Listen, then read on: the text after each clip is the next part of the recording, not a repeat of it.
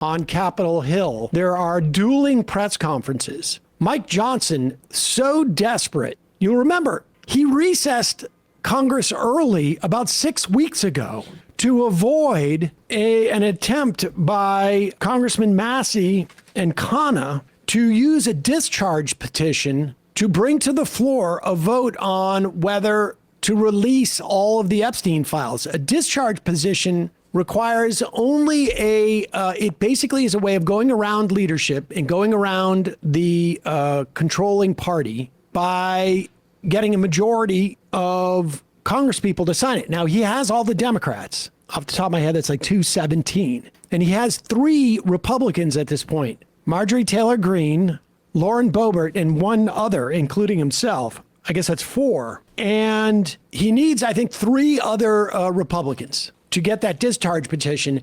But the White House is desperately lobbying Republicans to vote no on bringing this to the floor. And that's why, as you have multiple Epstein victims on Capitol Hill giving a press conference, literally as we speak, Mike Johnson's attempting to distract from it by having his own press conference. I don't know what he's talking about that he thinks would distract from this. Maybe he's showing people the stuff that his son keeps him from viewing on his phone or something. I'm not sure. Here is a clip, and we'll have more of this tomorrow because, like I say, it's ongoing. But here is Massey yesterday making the point that the White House and the Republican leadership is desperately trying to whip votes against a discharge petition. Well, the question is, why are they doing a pressure? Why are they doing that? Why do they? Because they don't want the files released. Look, if my legislation were redundant, why would the White House be trying to stop it? It's not redundant. There are things that the White House doesn't want out there that my legislation would cause to be released, and even the White House doesn't believe that the Oversight Committee has released everything. That's the point. They've yesterday they did this big document dump, and it turns out, so far people are like, "There's nothing new here. This is all just sort of like extraneous." This is a classic document dump. 60,000 documents, very little information in it, and it's a way of distracting people. Here is Massey today on the Hill as they start to introduce the different victims. And remember now, you've got Republicans out there. What's that guy, the one who got shoved by McCarthy? I can't remember. Tim Burchett. Tim Burchett is out there going like, well, I don't know if we should do this because it could ruin the privacy of the Epstein victims. And of course, you've got, I don't know how many are up there, but at least maybe close to half a dozen, maybe more, who are literally, publicly speaking, release these files. Here is Massey introducing this. And I guess Ro Khanna is speaking right now, but here is Massey from earlier. I think it's shameful that this has been called a hoax. Hopefully today we can clear that up. This is not a hoax. This is real. There are real survivors. There are real victims to this criminal enterprise. And the perpetrators are being protected because they're rich and powerful and political donors to the establishment here in Washington, D.C. Hard to argue. Hard to argue with that point. Ro Khanna is speaking, I think, right now, probably making a similar argument and also raising the fact that Republicans are desperately being lobbied by the White House to keep this stuff under wraps, which seems a little bit suspicious. At one point, you just want to move on. Here is this first Epstein survivor. Her name is Lisa Phillips. This was her speech this morning. Congress must choose. Will you continue to protect predators, or will you finally protect survivors? Transparency is justice. Release the files, end the secrecy, and stand with us in declaring that no one No billionaires, no politicians, not world leaders is above the law.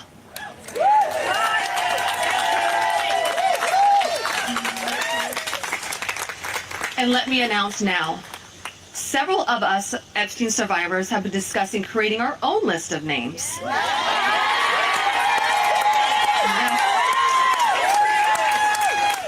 We know the names. Many of us were abused by them. Now, together as survivors, we will confidentially compile the names we all know were regularly in the Epstein world. And it will be done by survivors and for survivors. No one else is involved. Stay tuned for more details on that. Because history is watching, and so are the women who will come after us. I imagine there's people probably within, I don't know, several miles of those speakers who are a little nervous about that. Meters. Yeah, meters, very well, possibly. Here is Marina Lassera, also an Epstein survivor, and asking one of the biggest questions, and apparently Acosta is going to be testifying behind closed doors in about 2 weeks to the Government Oversight Committee as to his involvement. He was formerly Trump's labor secretary, and before that, he was the U.S. attorney who gave Epstein a sweetheart deal and claims it was because the CIA told him he was an asset. He belonged to intelligence. That's what he was told. Or that's what he's told. That's what he's told us. That's what he was told by somebody, and who he was told that by is still unclear. Unclear. But here's Marina Lassera. Worst part is that the government is still in possession right now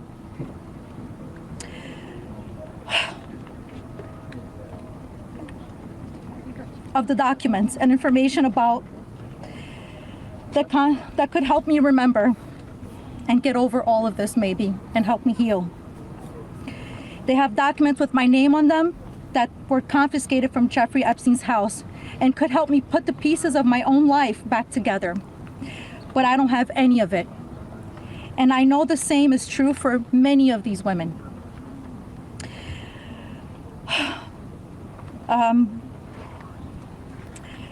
We are here to support this bill today, not only for transparency, but for the American people. But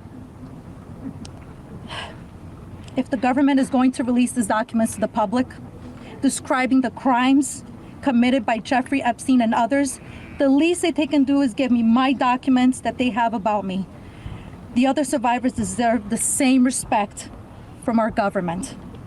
While identifying information must be redacted to the public, it is equally important to provide the victims themselves with unredacted information.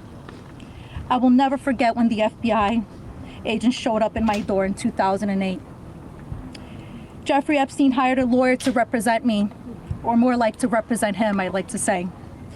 I couldn't ask any questions, and I had no idea what was going on.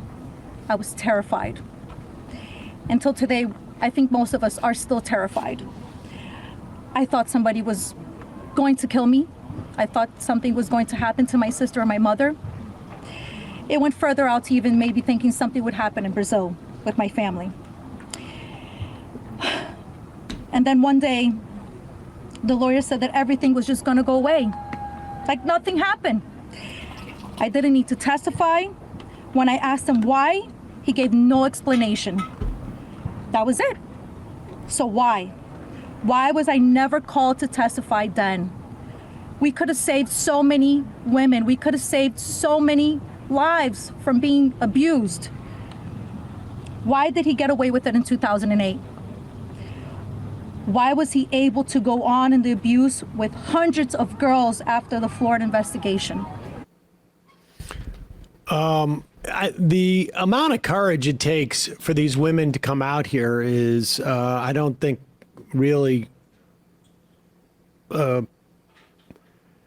most people can understand or appreciate. I mean, I think I feel like, you know, I can only appreciate how much I don't appreciate, don't understand how much bravery it takes to do this type of thing. Insanely chilling. And it really is. I mean, all we know at this point is that the White House is desperate to keep this stuff under wraps. And they've been having JD Vance call comedians and podcasters on this issue. They literally contacted Joe Rogan and asked him not to talk about it. I don't know what he's been doing. I haven't been following his show. Aliens and stuff. Has he not been talking about it? I mean, he's sort of moving away from it and avoiding the subject, I think. Well, that's because he's such an iconoclast. Nobody bosses him around. So we'll have more clips on this tomorrow. And obviously, you know, the more scrutiny on the Republicans, there are three right now. It's Nancy Mace, Marjorie Taylor Greene, and Lauren Boebert, who have signed on with Massey. And I think they need 2 more Republican lawmakers to sign on to it. And then the bill gets to the floor. And if the bill gets to the floor, presumably those people who voted to get it to the floor are going to vote for it, which would require the release of all these documents. But definitely worth, if you have a Republican congressperson, calling them as a Republican, I mean, look, as a constituent. Yeah. This is not a partisan issue. You tell them, how could you vote against this? We're watching you. Mike Johnson's hoping that people are watching him on his, and I have a feeling they're not. Hey folks, don't forget to hit the subscribe button and check out our daily show. We do it every day at 12 p.m. Eastern for about 2.5 hours. We even take phone calls. You should check that out.